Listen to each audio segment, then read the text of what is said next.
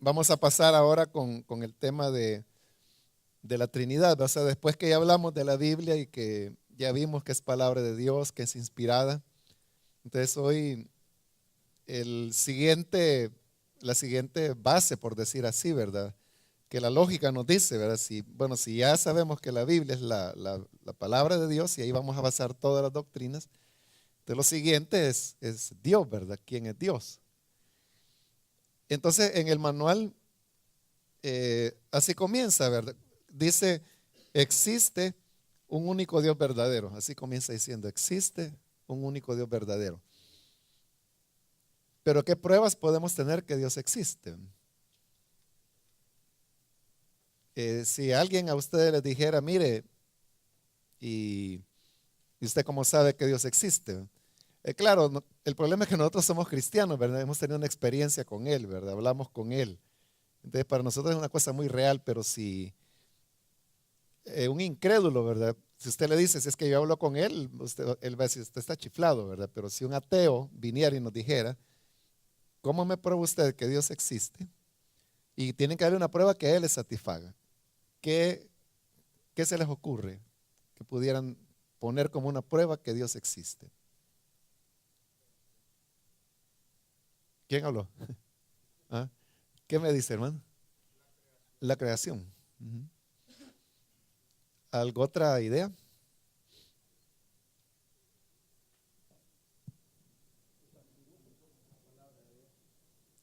O sea, todas las evidencias que hemos visto. Ujú.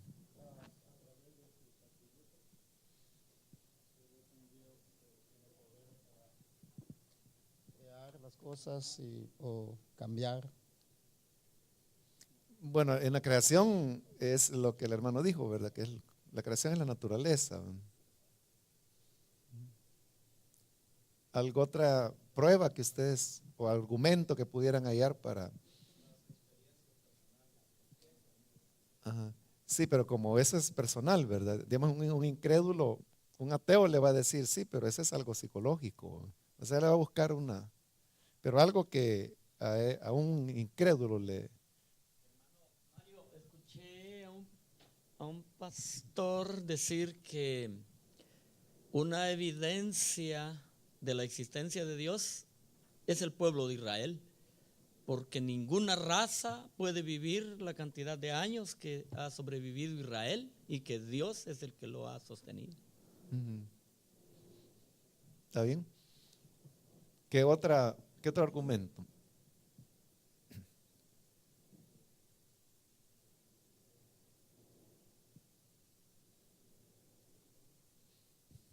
Bueno, está bien, hermanos, lo que han dicho, pero cada una de estas cosas que han dicho tiene un nombre, ¿verdad?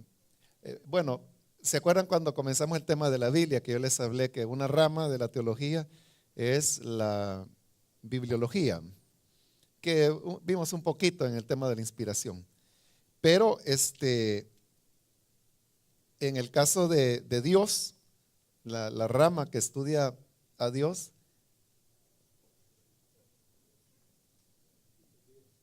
teología, ¿verdad?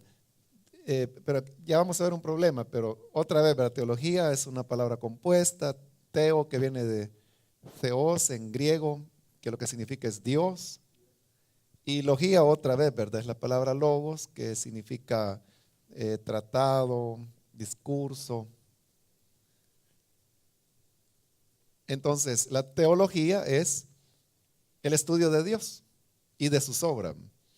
Pero aquí viene un problema, ¿verdad? Y es que como teología engloba todo, engloba a la bibliología, por ejemplo, que ya vimos, y otras ramas, ¿verdad? Que vamos a ir viendo más adelante. Pero entonces, pero como hoy queremos centrarnos en Dios, entonces, para especificar, ¿verdad? Que teología es que vamos a hablar de Dios, entonces el nombre que recibe es teología propia. Y al decir teología propia, está enfatizando que es la rama de la teología que estudia a Dios y a sus obras. Entonces, esta doctrina, como también la deidad de Cristo, la personalidad y deidad del Espíritu Santo que vienen después, son parte de teología propia. Entonces, estamos hablando de los argumentos, ¿verdad? De la existencia de Dios, porque ahí comienza todo.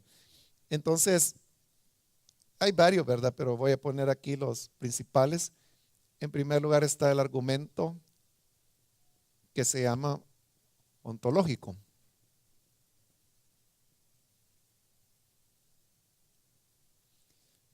El argumento ontológico lo que enseña es que la creencia en Dios es algo universal. Y no solo de hoy, ¿verdad? Sino que toda la historia de la civilización humana, el hombre siempre ha creído en Dios. Entonces, diversas ideas de Dios. Pero desde las culturas más antiguas hasta la actualidad, ¿verdad? El hombre ha creído en la idea de Dios. Entonces, el argumento ontológico lo que dice es que ese hecho de que el ser humano crea en Dios es lo que es una prueba que Dios existe, porque uno no puede creer en algo que no existe, porque si no existe, ¿cómo va a creer en ello, verdad? Pueden haber personas que digan, yo creo que hay platillos voladores, pero ese es un grupo de personas. Pero en el caso de Dios es universal. Es universal. Entonces, ¿cómo es posible que haya una creencia que es común y que ahí no importa lenguas, nacionalidad, todo lo que uno quiera ponerle, tiempo, épocas, culturas, pero es universal la creencia en Dios? Entonces, el argumento ontológico dice que como uno solo puede creer en lo que existe, y si toda la humanidad, con muy pocas excepciones, cree en Dios, entonces esa es prueba de la existencia de Dios. Es un argumento. Hace un par de años en El Salvador se hizo una encuesta y resultó que el 99% de los salvadoreños dice creer en Dios. Y hace unos poquitos días, fue 2, 3 días, apareció una noticia, ¿verdad? Que estaba leyendo yo que dice que los ateos brasileños tienen temor de decir que son ateos, porque Brasil es un país donde toda la gente cree en Dios, sea católico o evangélico o de otras creencias, ¿verdad? Pero entonces al punto pues que el ateo tiene temor de decir, no lo dice, ¿verdad? Que es ateo. Entonces, esos son ejemplos, ¿verdad? Pero es universal la creencia en Dios. Otro argumento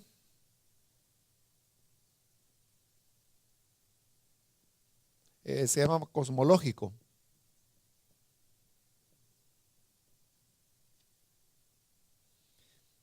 El argumento cosmológico es lo que el hermano mencionaba, ¿verdad? Y el hermano Jeremías también, de la creación. Y es que, ¿de dónde sale el universo?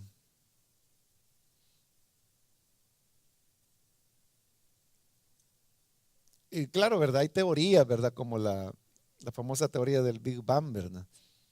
Que habla pues que toda la materia del universo estaba concentrada en un núcleo muy pequeño, pero que entonces se produce una explosión de este núcleo, y entonces la materia comenzó a extenderse, a expandirse, una expansión que continúa hasta el presente. Y es cierto, ¿verdad? Que el universo se está expandiendo. Esa es una explicación científica, pero al final no es explicación, ¿verdad? Porque entonces la pregunta sería, ¿de dónde salió esa bola original, man? Donde estaba toda la materia concentrada. Entonces, como que es solo darle vuelta, ¿verdad? Y escaparse del tema, ¿no? Pero entonces y está la teoría de la evolución y todas esas cosas, pero la naturaleza es una prueba que Dios existe, porque uno nota que hay un diseño, uno nota que no, las cosas no son por casualidad. Eh, el planeta Tierra, por ejemplo, está colocado en una posición con respecto al Sol que hace posible la vida, ¿verdad? Si la Tierra estuviera un poco más cerca del Sol, se evaporara los mares, la atmósfera, no sería posible la vida. Y si estuviera un poco más alejada, se congelara y entonces igual no sería posible la vida. Pero está donde está y ahí es posible la vida. Y bueno, y todo el planeta está organizado como una unidad.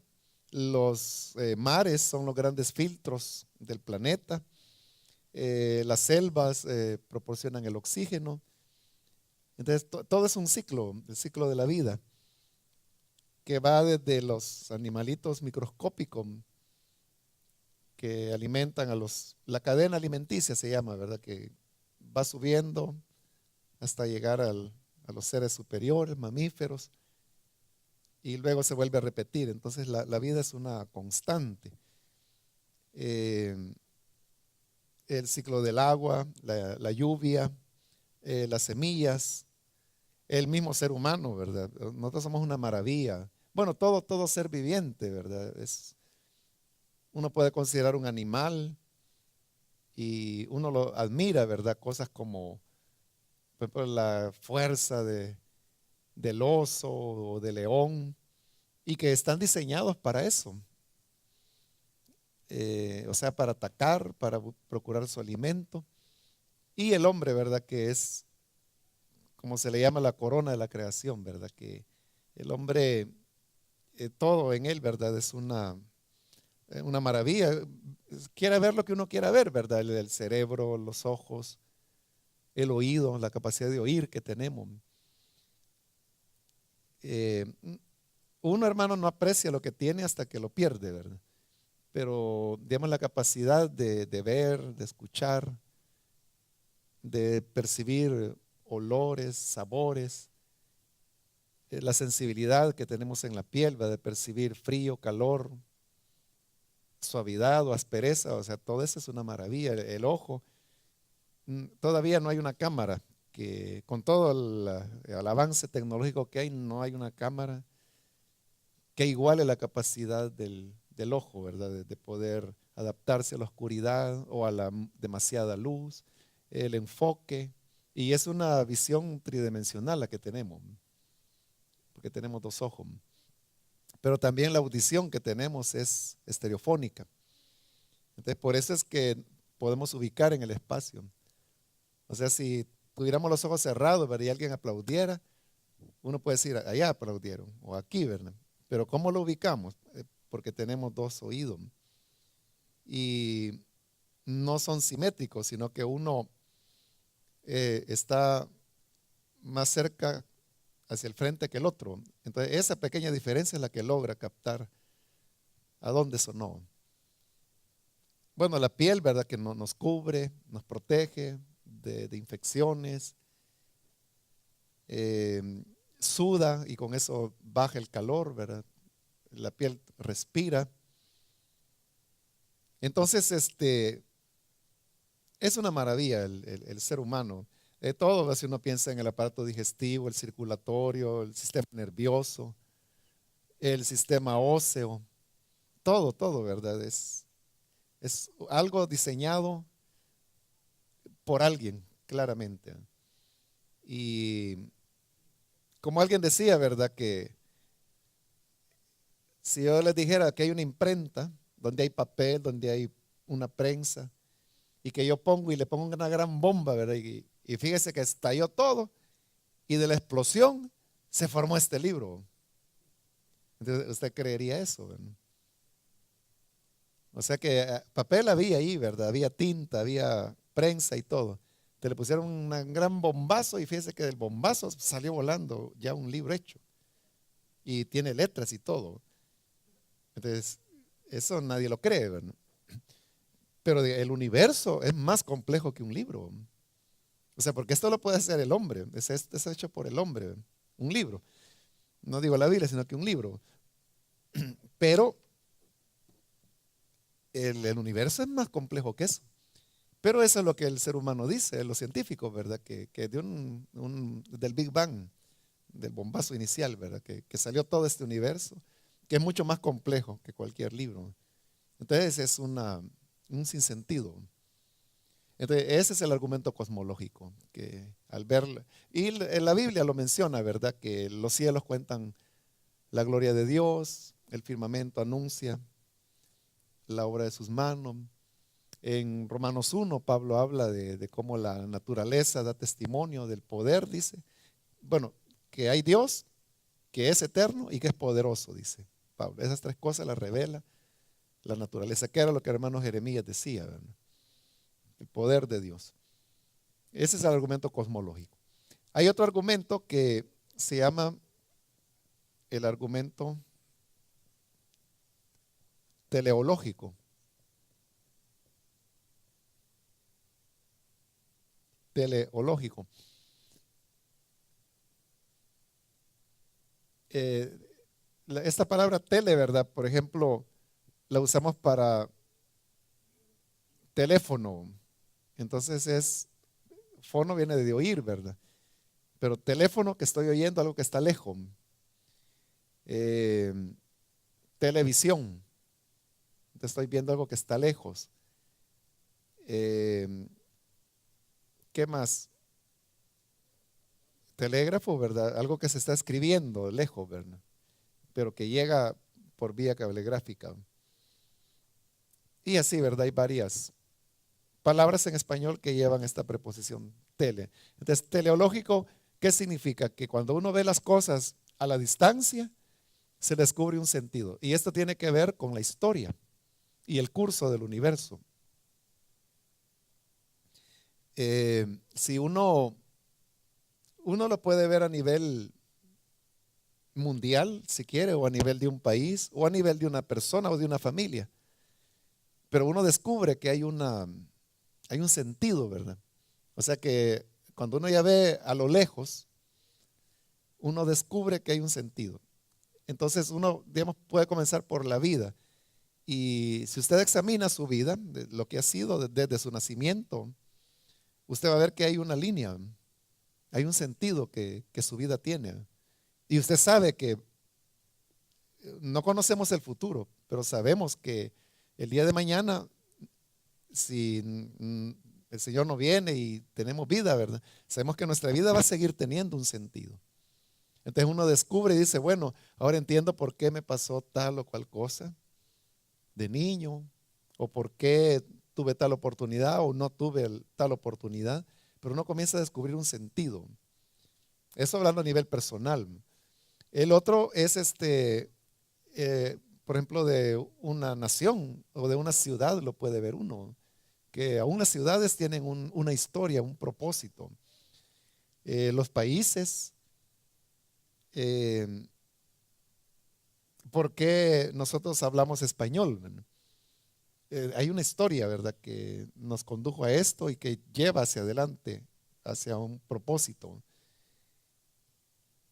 El mundo, el planeta entero, ¿verdad? La historia universal. Si uno la contempla, ¿verdad? Uno ve que la humanidad lleva un rumbo. El incrédulo sabe que hay un rumbo, pero no sabe cuál es, ¿verdad? Nosotros sabemos el final porque la Escritura dice en qué va a parar todo. Entonces, pero ese descubrir, ese propósito, o sea, la vida no es, hermanos, una ruleta rusa, la vida no es un azar. O sea, la vida tiene sus normas. Y hay normas como, por ejemplo, todo lo que sembramos lo cosechamos. Y eso, nadie se puede burlar de eso en la vida. Nadie se sale con la suya. De decir, no, yo voy a ser fregado y no me va a pasar nada. Nadie escapa, porque la vida está así ordenada. Hay una corriente. O el que se exalta será humillado, el que se humilla será exaltado. De eso nadie se escapa. Entonces la vida tiene un propósito, tiene una norma. La vida no es un caos como a veces la gente cree, ¿verdad? Que dicen el mundo está sin control, a saber en qué va a parar esto. Eso lo piensa el que no conoce de Dios. Pero sí, la humanidad, todo lleva un sentido. Y aún en los momentos más difíciles, el cristiano que conoce la palabra sabe, ¿verdad? Que aún en los momentos más difíciles hay un curso que lleva todo lo creado, el universo, el ser humano, los países, las naciones, todo. Entonces, ese es el argumento teleológico. Hay otro argumento más que es el que se llama el argumento antropológico.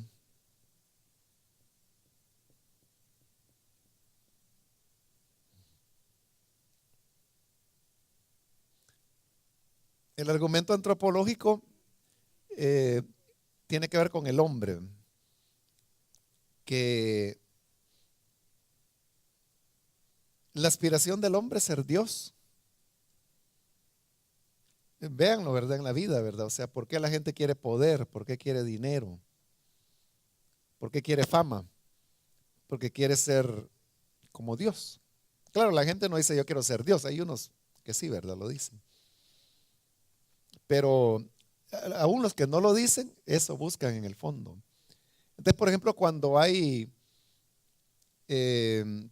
un presidente, un primer ministro de una nación, la gente le rinde honores, ¿verdad?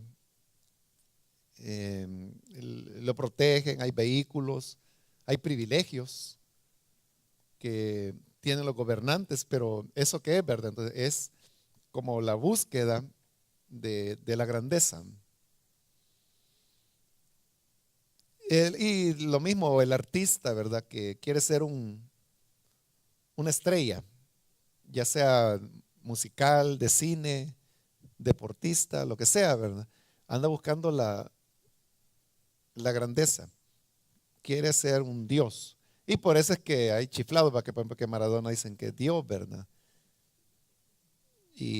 O digamos una mujer, ¿verdad? Que gana un concurso de belleza, entonces dice, no, si ella es una diosa, dice. Vean, está relacionando, ¿verdad? El tema de Dios. Entonces, ¿por qué el hombre tiene esta conducta o esa aspiración? Es porque como el hombre fue creado a imagen de Dios, man, y nosotros fuimos creados para la eternidad, entonces el hombre busca, tiene esa vocación, por decirlo así, ¿verdad? Y entonces el hombre es como una proyección de Dios. Ese es el argumento antropológico, que el hombre todo el tiempo anda buscando parecerse a Dios. Hay otros argumentos, hermanos. Hay un argumento que lo elaboró Atanasio, y ahí estamos hablando como del año 200. El argumento es este, él dice que el ser humano, por ejemplo, nosotros no podemos concebir algo más grande que Dios. Entonces, digamos, si yo le digo, piense usted en el ser más grande, más alto que usted puede imaginar, usted va a pensar en Dios, ¿verdad? Vaya, entonces, digamos, ese ser que usted ya imaginó, que es Dios, pero yo le digo, vaya, ahora piense en otro ser más grande que ese que ya pensó. Entonces, si usted lo logra imaginar, inmediatamente va a decir, este es Dios, ¿no? Y si yo le digo, vaya, ahora piense más, esfuércese, ¿verdad? Y piense en otro ser aún más grande, ¿verdad? Y usted hace un esfuerzo y se imagina, de plum, inmediatamente usted va a decir, ese es Dios, ¿verdad? Ese es el argumento de Atanasio, que dice que el ser humano no puede concebir a otro ser más grande que Dios. O sea, usted no puede decir, sí, ya me imaginé a Dios. Vaya, ahora piense en alguien más alto. ¿Quién es, verdad? Ah, es Juan Pérez, ¿verdad? No. O sea, el hombre no lo concibe, sino que si hay alguien más alto, es Dios, dice usted. Y ahí uno puede ir sumando y sumando y sumando infinitamente, pero siempre Dios, Dios, Dios, Dios, Dios. El ser humano no puede concebir a otro ser más grande que Dios. Entonces, ese, por ejemplo, es otro argumento que Atanasio utilizaba para demostrar la existencia de Dios y que sigue siendo valedero después de casi 2000 años. Hubo filósofos también que idearon otras maneras que son más difíciles de explicar, ¿verdad? Pero, por ejemplo, hay una del movimiento, que todo en el universo es movimiento y es cierto, ¿verdad? Pero entonces estos comenzaban a demostrar, ¿verdad? Que para que hubiera movimiento tenía que haber algo en el universo que no tenga movimiento para que pueda ser apoyo de todo lo demás. Pero como acabo de decir que todo en el universo se mueve, o sea, ¿qué es en el universo lo que no se mueve? Entonces, pero para que pueda haber movimiento tiene que haber algo en lo que se apoya ese movimiento. Entonces, ¿qué es lo inamovible? Dios. O sea, no hay nada más, ¿verdad? Porque todo lo creado se mueve, todo tiene movimiento. El argumento no es tan sencillo y ahí estoy reduciéndolo, ¿verdad? Pero es bien complejo. Creo que fue Aristóteles el de eso, pero es un libro entero, ¿verdad? Que él termina demostrando que Dios existe en base al movimiento. Pero hay otras cosas, hermanos, que demuestran, ¿verdad?, lo de Dios. Como por ejemplo, esta simplemente es una observación, ¿verdad? Que todo en el universo tiene línea curva. O sea, nada tiene línea recta. Hablando de lo creado, ¿verdad? O sea, el hombre es el que crea esto. O sea, todo lo que es recto es el hombre quien lo ha hecho. Pero en la naturaleza, busquen ustedes algo que tenga línea recta. Todo es curvo. La tierra, las olas, las hojas, los árboles, las aves, nuestros cuerpos no son rectos. No está hecho de líneas rectas nuestro cuerpo. Todas son curvas. Mire sus manos, está lleno de curva. Sus orejas, su cabeza, su cuerpo, su tórax, sus piernas, todo es curva. Y váyase al sistema solar, ¿verdad? Todo es curvo. El universo, todo es curvo. Las galaxias que son, ¿verdad? Es como una especie de remolino, ¿verdad?, que va girando. Entonces todo lo que, los peces, el caballo, la vaca, la jirafa, todo en la naturaleza, todo es línea curva, que es lo más difícil, ¿verdad? Por eso es que los ingenieros y arquitectos hacen línea recta, porque es lo más fácil de construir. Pero Dios buscó lo más difícil, construir en base a curva. Entonces, en el universo todo es curvo. Entonces, ¿cómo se explica eso? O sea, porque detrás de eso hay un diseño, ¿verdad? Claro, usted puede decir, pero hay árboles que son bien rectecitos. Sí, si usted los ve de perfil, ¿verdad? Pero si los ve por arriba son redondos. O usted puede decir, no, mire, el agua es horizontal, ¿verdad? Y hasta de nivel se utiliza, ¿verdad? Pero si usted ve un pedacito, pero si ya toma más distancia, ya se comienza a ver la curvatura, ¿verdad? Todo en el universo, ¿verdad? Es redondo. No hay nada recto. Entonces, eso habla de que detrás hay una mente, hay un diseñador. Hay un diseñador. Bien, entonces aquí, hermanos, estamos hablando de varios argumentos que prueban pues la existencia de Dios. Entonces, así comienza la doctrina, ¿verdad? Existe un único Dios verdadero. Entonces, ya hemos puesto ahí de cómo demostrar que Dios existe.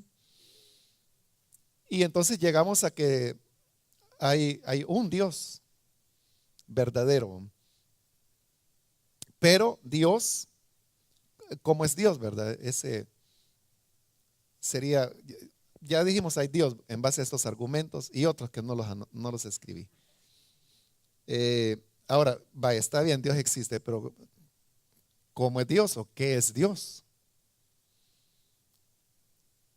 Entonces, en la Biblia hay declaraciones directas, ¿verdad? que dicen lo que es Dios, ¿verdad? Por ejemplo, el Evangelio de Juan tiene tres, ¿verdad?, explicaciones. Dice, Dios es luz. Esa es una declaración. Otra declaración del Evangelio de Juan es, Dios es espíritu. Dice en Juan 4. Y siempre Juan dice, Dios es amor. Va, entonces allí tenemos ya tres definiciones de la naturaleza de Dios. Primero, que es luz. Pero ¿qué significa que Dios es luz? Habla de la pureza. Porque no hay nada más limpio, transparente en el universo que la luz. Entonces, cuando decimos que Dios es luz, estamos diciendo que en Él, bueno, lo que dice Juan, ¿verdad? En Él no hay sombras. Y no hay sombras significa que en Él no hay mancha, no hay pecado, no hay mentira, no hay falsedad, no hay hipocresía, no hay rebelión, no hay traición. Es transparente como la luz. Pero también la luz es dadora de vida.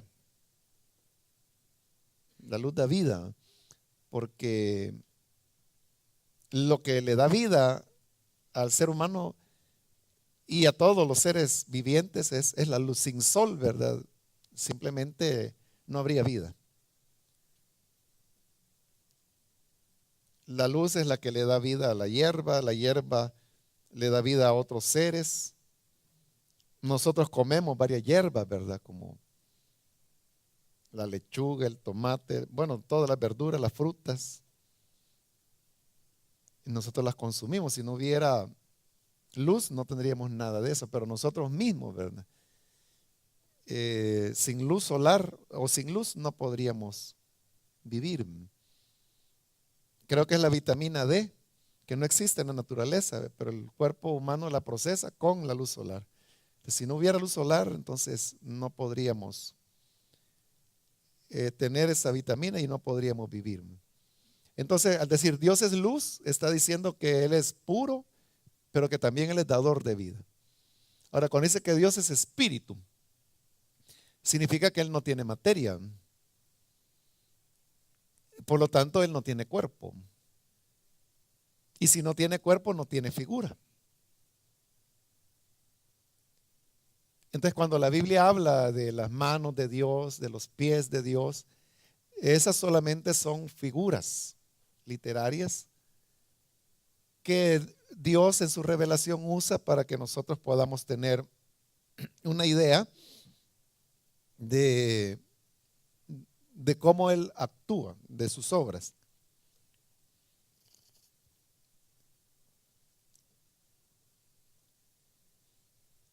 Pero Él no tiene manos, Él no tiene cuerpo. Y también porque si tuviera cuerpo, Él sería limitado. Pero Dios es infinito. O sea, nosotros los seres humanos, ¿verdad? Yo puedo decir, bueno, yo llego hasta aquí, hasta donde está mi cuerpo, ¿verdad? O sea, si yo tengo aquí mi mano, yo llego hasta aquí, ¿verdad? O sea, después de esto para acá, ya no hay más nada mío. Pero Dios no tiene ese límite. Por eso es que Dios es omnipresente, porque Él es infinito. Él no tiene, Él es más grande que el universo. Pero no es el universo, ¿verdad? Es trascendente al universo. Es inmanente a todo el universo que está en todo Él, pero es trascendente, es decir, es más que el universo. Y entonces Él no tiene figura, porque es espíritu. Eso de que sea espíritu es lo que marca la diferencia. O sea, ¿por qué el ser humano se pregunta si existe o no existe Dios? Porque Él es espíritu. O sea, ¿por qué el ser humano no se pregunta si existe o no existe el mar? Exacto, lo ve, ¿verdad? O ¿por qué no se pregunta si existe o no existen los árboles? Pero como Dios es espíritu, es de una categoría diferente. Ahora, Dios es amor, ¿verdad? Entonces, eso habla ya de la naturaleza de Dios. que Él es amor. Entonces el amor, ustedes saben, es el sentimiento más noble, es la experiencia más enriquecedora que el ser humano puede vivir. O sea, la experiencia de amar, sea un padre, a una madre, a un hijo, una hija, un ser querido, un amigo, una novia, una esposa. El amor enriquece. O sea, no hay experiencia mejor que el ser humano puede experimentar que el amor. Pero eso solo es como una pequeña chispa, ¿verdad? De lo que Dios es, porque el amor de Dios es perfecto, es absoluto. O sea, no hay amor más grande que el de Él. Entonces, por eso es que Dios es tan agradable, digámoslo así, ¿verdad? Para el ser humano. Por eso es que Dios complace tanto al ser humano, porque Él es amor. Bueno, pero Dios no solo es esas tres cosas que directamente las dice la Biblia. Sí, correcto. El logo, ¿verdad? Bueno, ahí Juan, logos era un concepto filosófico de su época, que él lo adopta, pero tomándolo en el sentido de la palabra, ¿verdad? Entonces significa que Dios es la expresión, ¿verdad? Que Dios quiere comunicarse, porque nosotros nos comunicamos por la palabra. Entonces Dios quiere, es lo que dice Hebreos capítulo 1, versículo 1 al 3, ¿verdad? Donde dice que Dios, habiendo hablado muchas veces y de diversas maneras, ese es Dios, ¿verdad? Que habla muchas veces y de diversas maneras. Pero Dios tiene otras características que no las dice así tan claro como Dios es luz, Dios es espíritu, Dios es amor. Pero sí, por la Biblia uno puede descubrir que, por ejemplo, Dios es poderoso.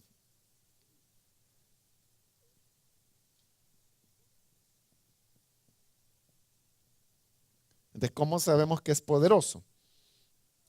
Bueno, las obras de la creación, el control que él tiene de la historia, los milagros, la resurrección de Jesús, porque dice que fue su poder el que lo resucitó. La experiencia nuestra del cristiano, del nuevo nacimiento, que es una creación. O sea, Dios no solo creó en el pasado, Él sigue creando hoy en día. Toda persona que cree es creada, nueva criatura. Hecho una nueva criatura. Dios también, hermanos, es alguien que vive por sí mismo. O sea, no depende de nada. Esta es una palabra un poco usual, ¿verdad? Esa se llama la aceidad de Dios. Aceidad viene del latín.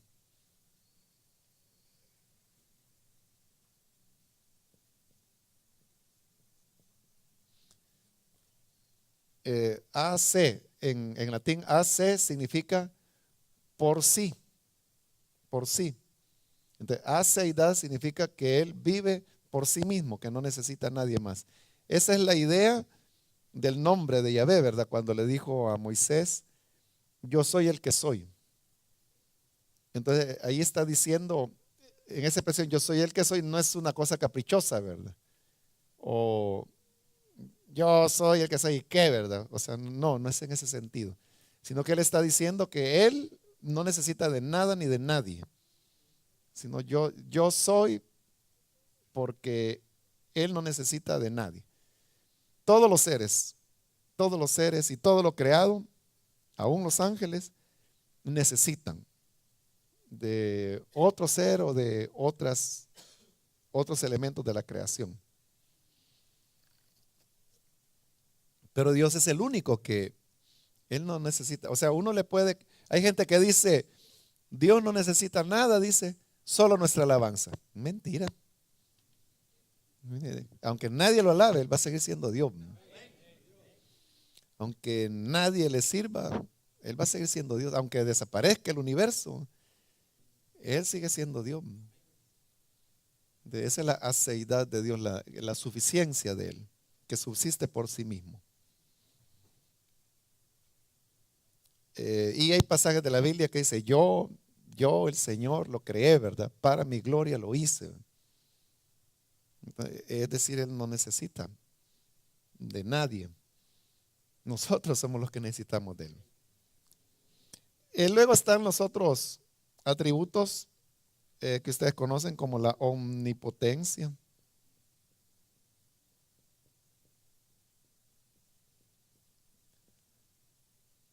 En la omnipotencia hay algunos que son algo payasitos, ¿verdad? Entonces dicen, como la omnipotencia es que Dios puede hacerlo todo.